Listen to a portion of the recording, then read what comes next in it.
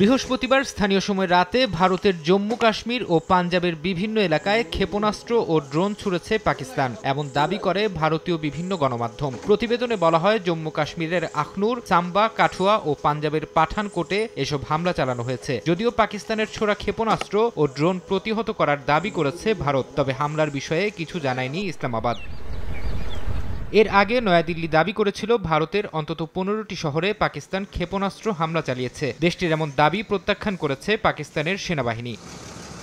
কাশ্মীর সীমান্তে উত্তেজনার মধ্যে পাকিস্তান দাবি করেছে তাদের হামলায় 40 থেকে 50 জন ভারতীয় সেনা নিহত হয়েছে। পাকিস্তানের তথ্যমন্ত্রী আতাউল্লাহ তারার জানিয়েছেন, নিয়ন্ত্রণ রেখা বরাবর ভারতের বেশ কয়েকটি সামরিক স্থাপনাকে লক্ষ্য করে তারা হামলা চালিয়েছে এবং এতে উল্লেখযোগ্য সংখ্যক ভারতীয় সেনা নিহত হয়েছেন।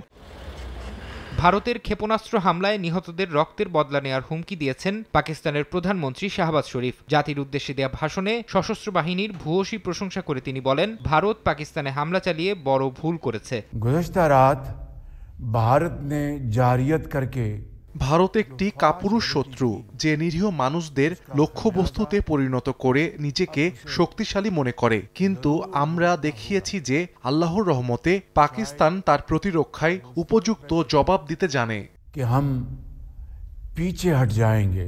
এদিকে ভারতের প্রতিরক্ষা মন্ত্রী রাজনাথ সিং হুঁশিয়ার করে বলেছেন, কেউ ভারতীয়দের ধৈর্যের সুযোগ নিলে তা বরদাস্ত করা হবে না। हम लगातार इस बात के पक्ष कर रहे हैं कि समस्याओं का समाधान बातचीत के जरिए से हो, कि हमारी सहनशीलता का कोई नाजायज फायदा उठाए।